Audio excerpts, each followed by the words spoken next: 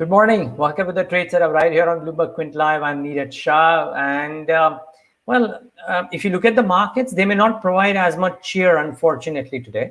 But it's no cracking down. So the penultimate day to the weekend, and we had the US markets. Nasdaq actually did reasonably okay. So the charts that we'll pull up will show you a bit of green on the screen, but Dow and S&P were in the red. This one on the top that you see is the terminal feature, which is it features the top chart as a rate, and therefore it's presenting the Nasdaq rate, and therefore there's a green.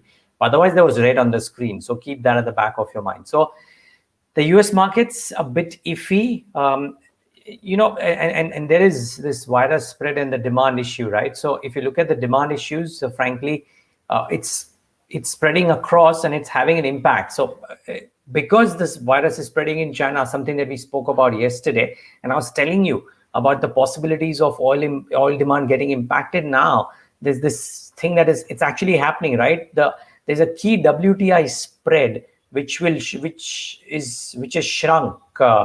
So the demand fears are leading to the key WTI spread shrinking, and therefore it prompts the question about whether you should remain overly bullish on crude or crude related stocks, the likes of ONGC, Oil India, etc. I know some time ago, I was myself saying that crude prices, the way they are headed, could actually prove to be beneficial for ONGC, Oil India, and JP Morgan and the likes. Brought out ONGC targets of 180, 190. But with the virus waves spreading around, maybe that is coming to question, at least for the near term. Let's wait and watch. Any which ways.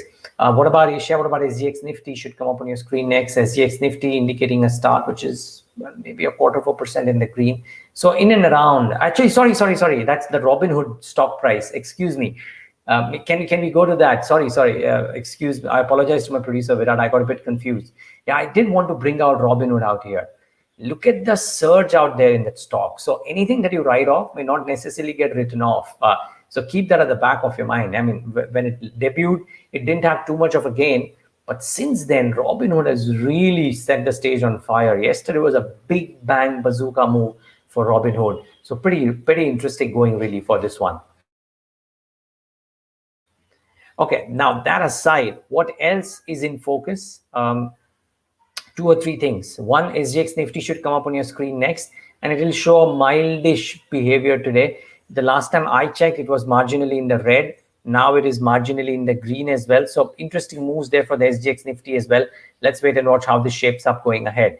And the MOV function on the Bloomberg terminal will come up. And while I think second day on a trot, irrespective of what the advanced decline ratio tells you, and that is in the negative, by the way, there was pain at the broader end of the spectrum. You could actually see the B group stocks getting punished in trade yesterday, much unlike what people might have thought. But actually, that is what is happening. And by the way, you look at this, Vodafone remains a stock firmly in focus, Vodafone Idea. But yesterday was a day of massive demand destruction for that one, right? 19% lower. It's carrying down Industars along with it. And for all the people who bought into Vodafone Idea at some point of time and thought that this is a stock that will do really well going ahead, I think it's put paid hopes. Now, you may be a brave heart and think, and I'll get to the reasons why, but you may be a brave heart and think that this is great. But really, I mean, frankly, you're better off trading some of the other safer stocks as opposed to this. What did well? IFL Wealth Management, yet another day of 15% gain. So really strong show by that one. PNB Housing Finance doing reasonably well. And the textile stocks really did well. I was talking about this yesterday. And they didn't do well because I was talking about it, by the way. But I'm just saying that I was talking about it, that textiles, sugar, and select steel stocks remain firmly in focus. And textiles really did well today. Could today be the turn of steel? I'll tell you why in a bit. The trade setup for the day today. 3 or 4 points that everybody should be keeping an eye out for. One, I mean, the flat global cues may force the index to take a breather, but I do think that ICICI Bank and SBI have it in them to continue to drive interest for the Nifty bank. And remember, for the Nifty to do well from here, the bank Nifty needs to participate. Reliance has been a bit quiet. Some of the others have done their bit, the likes of IT. We need the banks to participate for the Nifty to move higher if the Nifty has to move higher. Remember, Lawrence Belanco's view was that since we'd broken 15,700, we are on our way to 16,600 odd. This was about a month ago. Let's see if that turns out to be true. A strong buying interest, as I hear, in select auto ancillaries and real estate stocks, and that continues at local dealer desks. So keep them at the back of your mind. Now, there are a few results that everybody should be keeping an eye out for the session today. So Cipla from amongst the index heavyweights, Gale, Escorts, Heikel, very, very interesting mid-cap name in the chemical stroke pharma space. So that's something that everybody should be watching out for. And Prince Pipes, with the kind of rally that the stock has had, imperative upon Prince Pipes to show up a good performance and speak about a good performance as well. So these are a few names that I will be watching out for. What about stocks to watch? Like I said, Vodafone Idea, after all the mayhem that has been unleashed on the stock in the last few days, Kumar Mangalam Birla is stepping down as chairman, and the board has elected Himanshu Kapania as the non-executive chairman. Should you trade this one? Frankly, I don't know. Ask yourself, viewers, if you're trading Vodafone Idea, are you taking a punt or are you taking an informed decision? And if the answer is that you are taking a punt, my question to you is, unless you are a blue-blooded institutional investor, and if you're merely a retail investor, why would you want to take the punt on Vodafone Idea of all stocks? Anyways, a lot of repercussions for banks as well. Story is well discovered. Really, I don't need to move too much into it. Let me move on, really. But just wanted to bring this to everybody's notice that Kumar Mangalam Birla stepped down as chairman of Vodafone Idea. SBI Life, and I reckon that this cleanup sale could actually prove to be beneficial for the stock. See, Emerald, which is the affiliate of Carlyle, will sell the remaining 9%, 1.9% stake. The price is indicative price is at 1130 or 1136. And the deal size at about the 1130 is at about 289 million. What is important is the last line. This offering is the cleanup sale by Carlyle, and if the supply pressures go away, could it be positive for SBI Life? They've put up a reasonably good show, mind you, in the last 2 or 3 quarters. Armed no doubt by the SBI franchise sales as well. And you can argue about the mix, you can argue about everything else, but you can't argue about the growth that SBI Life has put up. Could be interesting to see if this one is actually a net positive for SBI Life. Where I'm confused is Titan, and I'll tell you why. So, one, the numbers. Yes, you could argue that the numbers were better than estimates, but just look at the demand destruction there. The net profit for Titan was at a mere 20 crores. Of course, the estimates were 33.5. Margins collapsed to 3.9. So it's been a waste of a quarter, really, right? And I'll tell you my view at the end of the 2 brokerage notes that I'm getting to you. First, as a result of this, and by the way, the good part about Titan's call is that the management has said that the FY22 will see a growth over FY20, not FY21, FY20. So that's actually the positive side. Now, Morgan Stanley, and they've remained kind of neutral to bearish for a while now. Keep in mind, they are maintaining their equal weight rating with the target price of 1358. They're saying that the jewelry segment performance was in line with estimates, but the losses in the non-jewelry segments higher than expectations, and this needs to improve. Now, there's, of course, admitting the management has said that the second half would be much better, and the margin improvement in jewelry segment, according to Morgan Stanley, remains the key. Now, they have remained equal weight. Goldman Sachs has a target, which is a 3-digit target for Titan. And on the flip side, Motilal Oswal says that it continues to believe that Titan can claw back some of the lost demand in Q1 that was gone in Q1. The recovery in June and July was strong. The underlying demand remains robust, led by a decline in gold prices and strong wedding demand, despite a decline of 62% in sales in Q1. And now they're bringing up that past that the sales had declined 62% in Q1. It still ended up reporting positive sales growth in FY21, and therefore they are taking heart from that, aided but no doubt by the management commentary that they will grow over FY20 as well. So viewers, there are 2 things out here. Is it expensive?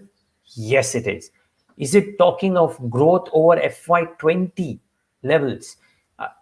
Yes, it is. And that's not something that too many large companies with a large base can talk of. Paint companies can maybe, but not too many others. So keep that at the back of your mind. The only problem that I see is that if there is a third wave, as everybody's predicting, and if there are forced lockdowns, does this theory of a comeback get questioned? And at these valuations, do you want to question that? And again, I'm not saying that Titan is therefore a bad stock. You want to sell it. My question is, do you want to buy Titan vis-a-vis some of the other plays available? That is the question you got to ask yourself. If you believe Morgan Stanley, stay equal weight. If you believe Motilal Oswal, go overweight. If you believe Goldman, get out of Titan. Some other stocks to watch, Tata Steel, BSL, very strong Q1, better than estimated. Revenues up nearly 3 times YOY. I reckon this stock has some steam in it today. Could it have a collateral impact on Tata Steel? And by the way, tomorrow we have SAIL and Hindalco coming out with numbers. So a lot of metallic at play. Apollo Tires results were above estimates. They've gained market share in PCR and TBR tire segment as well. And with the imports under a curb, you might well see Apollo continue to do well. Shipping Corporation of India, they've approved demerger of non-core assets into a new company.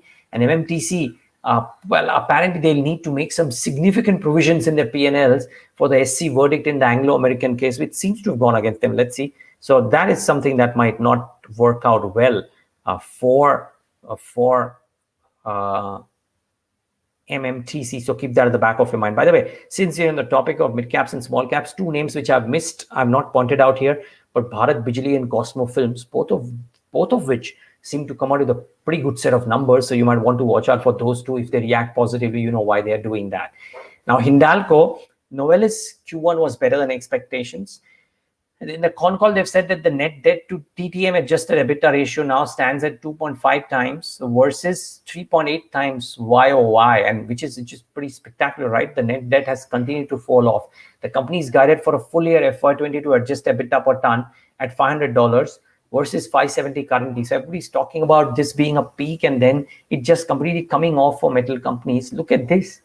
Currently maybe 570, which is very high, but the full year numbers are still at 500 as per Novelis. So very interesting. And CLSA maintains a buy on Hindalco with a price target of 500. Remember, numbers come out tomorrow. Watch out for this one. Now, all of you would have wanted to know what to do with an SBI post the numbers and the commentary. Well, here's what brokerages are saying. Goldman Sachs, a buy, target 728. Morgan Stanley, a buy, overweight rather, target of 600. CLSA, a buy, target of 650. So, well, the verdict is not bad out there, in case you were wondering what to do with the State Bank of India. I really can't get you all the details. We're already 13 minutes on this thing. I just want to wrap up with a quick view on Goldman Sachs on HPCL. That's the other big set of numbers which came out. This is the most bullish estimate on the street, and therefore I'm bringing it. They've set a buy target of 425. Now, why they're saying, of course, they're saying that the reported Q1 core EBITDA was 70% ahead of Goldman Sachs' expectations, driven by better than expected fuel retailing margins. They are raising FY22 core EBITDA by 14%, driven by this fuel retailing print. They update HPCL FY22 EPS by 16% to reflect the Q1 beat. They are forecasting FY21 to 23 core EBITDA CAGR of 24%, viewers. That's key. And they're saying that FY23 would be the first year that both refining and fuel retailing business EBITDA will rise at the same time as the margins, which is, I mean, this is as bullish as it can get. So if you believe Goldman Sachs, HPCL is the stock to be in. So keep that at the back of your mind. Mind you, Blue Star and some of the others, maybe ho-hum numbers, so those could react a bit. Obviously, can't get everything for you. But I hope this helps you in some way in summarizing your trade summary. It's been a very long trade setup today, so I'll wrap it up here. Thanks so much for tuning in. If you're stepping out, please stay masked up.